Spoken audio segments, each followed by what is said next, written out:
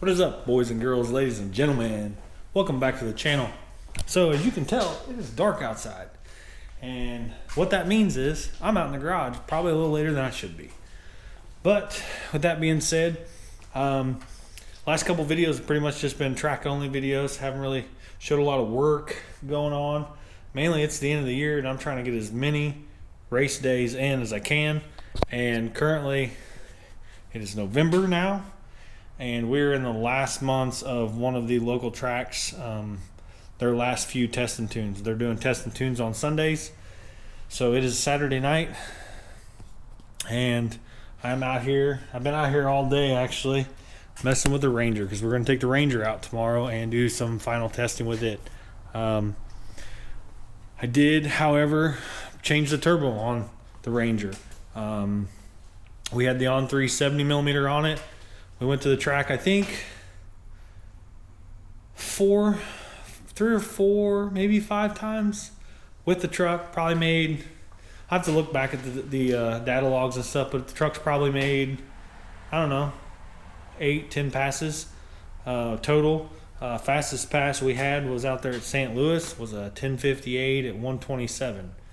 With that being said, everything I saw from the data log on that pass showed me or made me feel like we were having back pressure issues with the small exhaust wheel on the 7065 on-3 turbo. I was limited on space, so I bought one. I bought a little China Boy Rev 9 7268. I wanted something that was going to light and be quick spooling like the 70mm was.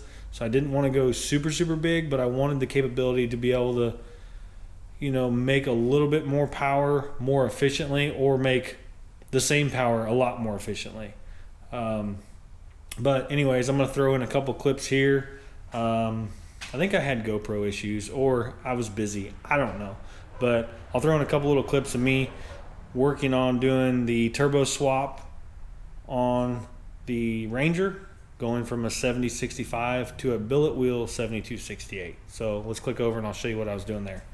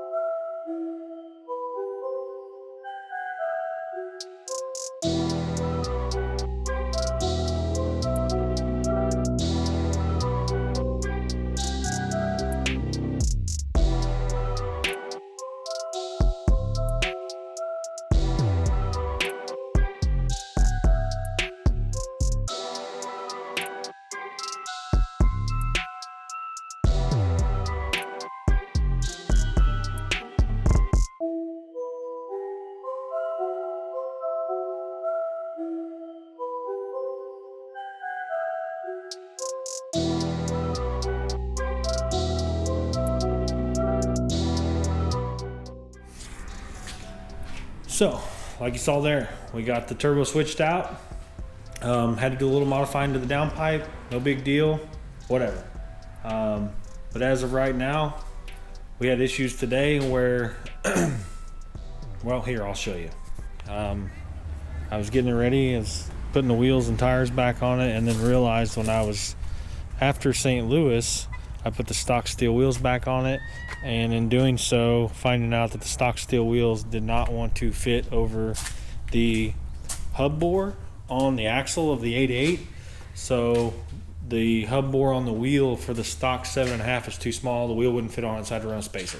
Long story short, in doing so, running the spacer, I had to cut the factory studs so they wouldn't hit the back of the factory steel wheel. Well, when I went to go put the wheels on, I realized that the studs were too short. It wouldn't fit. So I had to go through, knock all the studs out today, put new studs in it, and then get the wheels swapped out. And now we're getting it ready to load up on the trailer, and we're gonna get up first thing in the morning. I'm all filled up. I got gas for the Ranger. I filled up the white truck. So I'm gonna, like I said, I'm gonna get this loaded up, and then we're gonna get up early in the morning, hit the road. Hopefully we can go to Mokan and back up the 1050 pass that we made in St. Louis. Hopefully on a little less boost, but with the new turbo, we'll see. I don't know if it's going to happen, but you know, wishful thinking. And then our buddy Garrett's bringing the Nova out. We're going to try and get a couple of PBs out of that thing. I'll tell you a little bit more about that car tomorrow when we get to the track. And then another friend of mine and his son are bringing his son's S10, which you've seen it in the St. Louis video, kind of in the background, but it's a turbo LS truck as well. Rear mounted turbo setup, and I'll do a walk around on that truck and show you a little bit about that too. But anyways, I'm gonna get this loaded up, hit the sack, and we'll see you in the morning.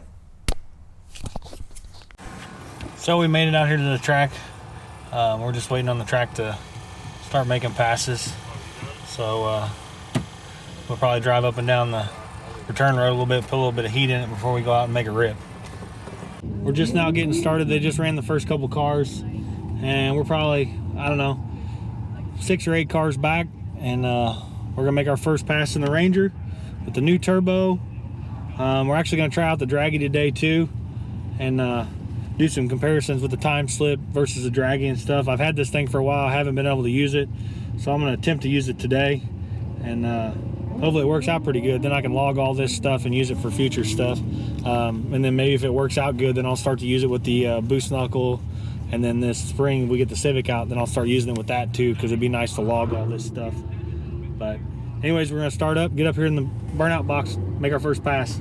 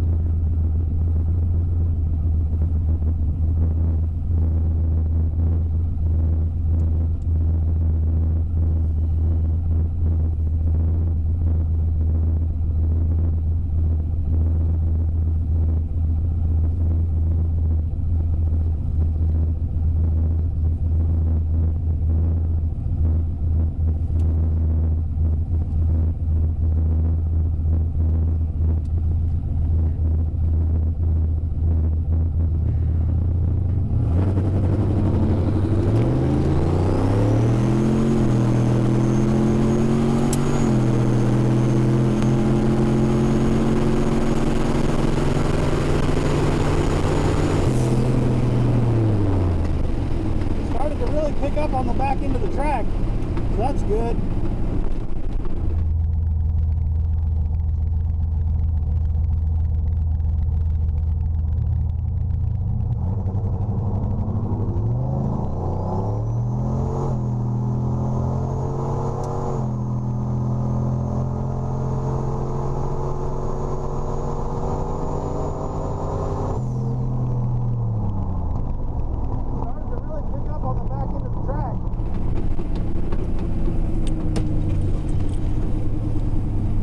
It just seemed like it took forever to get there. Didn't really feel that fast, honestly. Let's see what the Draggy shows on that pass.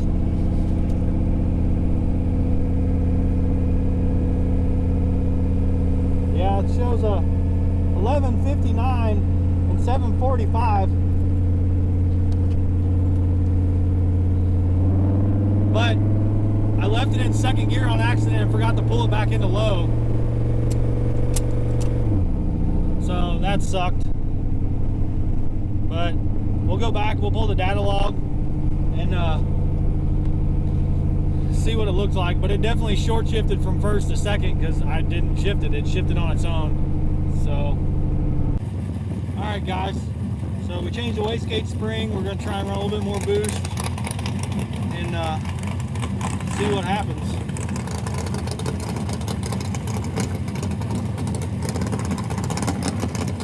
Got it on. I put a 10-pound spring in it. Last pass it only made 6 pounds, so we'll see what happens.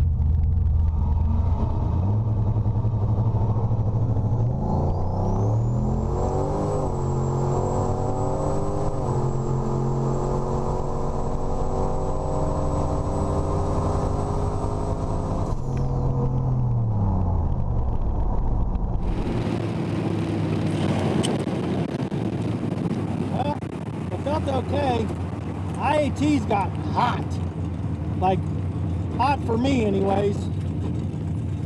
It felt pretty good. I feel like the old 70 millimeter did better, honestly. I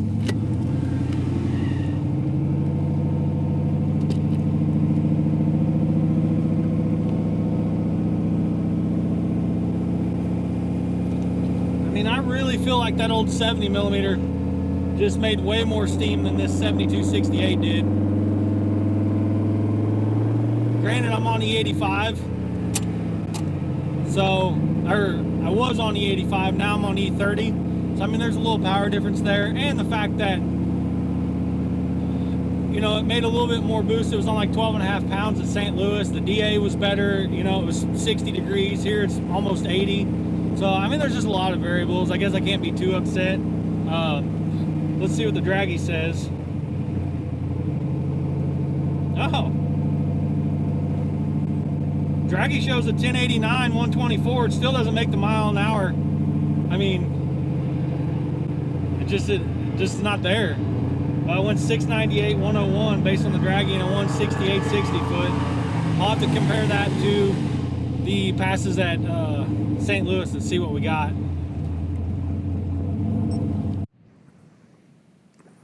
So this is the only data log I got from this particular day at the track, and this is actually the second pass. It was, looks like 2,500 RPM ish on the two-step. It took a while, and I say by a while like 3 or 4 seconds, and it ended up building about 2.5 pounds of boost. There it's at 3,100, so it already started to leave.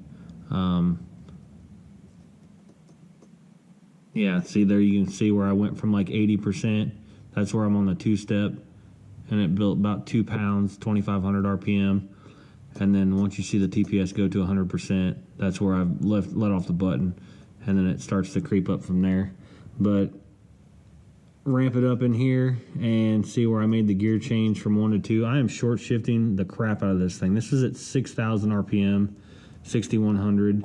You know, this is a Gen 4 bottom end, so I mean there's no reason I can't spin this thing to 6,800. But, and then same thing here, second gear change, 6,000, 10 pounds of boost, closed loop showing 4%. So that's, I mean, I would rather pull fuel than add fuel. We're at 53 pounds, oil pressure's, I mean, just through the roof. This thing makes so much oil pressure, it's ridiculous. Coolant temp, pretty good. Manifold air temp is a little warmer than I'd like to see. This This particular intercooler doesn't really do a really great job. But then you can see here, like third gear it looks super long. You know, it just seems like it goes on forever. And if you look at the video, it sounds like third gear takes forever. And then we got out of it, top of third gear. Looks like 6,200. And then it made 10.7 pounds. AFR looked pretty good. They were still pulling some fuel, and it was probably pulling a little too much, too fast. You can see it went 11.9 air fuel, which isn't horrible. That's still, you know, pretty good for only 10 pounds. But E30, 10 pounds, you know, and this pass was a 1089. I wish I had the third pass data log, but apparently I deleted it like an idiot. And I don't really remember what the details were on it. So anyways, that's what our data log looked like from the second pass. All right, so we're going up for our third pass. Put a couple degrees of timing in it, probably a bad idea. But we'll find out, see what happens. All right, so I'm sitting here and I'm editing this video, and at this point in the video, we're coming up for our third pass. This is our final pass of the day. They had so many cars there at the racetrack this day, you know, because it was their last Sunday test and tune of the year. And our buddy with the S10 was there, and I didn't do a walk around of his truck. But anyways, this last pass, he wanted to race me, and his truck had gone like mid-low 12s or something, I think. That day was the fastest pass he had gone. And him and his dad both were coming up to the light with me and stuff. And there was oil down on the track. So after the burnout, we were sitting in the lane, well, on the track, waiting for them to clean up the track. And he started talking some smack back and forth. So I told him I'd give him the hit and the clear on this. And his son didn't seem to think I was going to be able to run him down. And then I noticed, like, this would have been a really good one to have an in-car view from behind my head, but for whatever reason, I think the battery had died on that camera, so I didn't get that view, so you couldn't see how close we were or how that race went. But like I said, I gave him the hit, I let him leave, and then I tried to get the clear on him. But he pretty much, once he left and I left, I couldn't really. Actually, I think I even told him I'd give him the 60 foot. I think that's what it is. I think I told him I was going to give him the hit, and then I started talking so much smack that I was like, I'll give you the 60 foot, and then I'll give you the clear. And all right, here goes our third pass.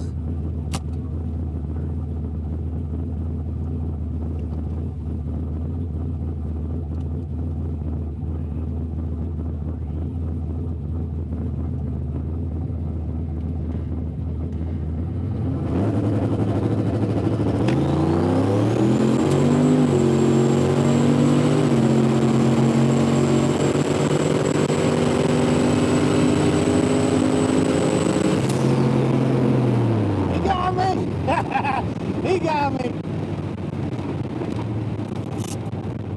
I gave him the 60 footer, then some, but he got me. Dang it.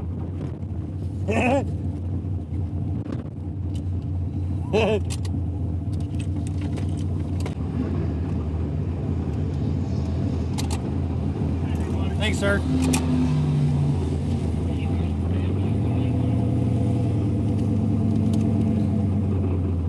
162 60 foot. That's almost the best 60 foot it's done. When a 684, it's gone a 676. It was on a lot more boost before.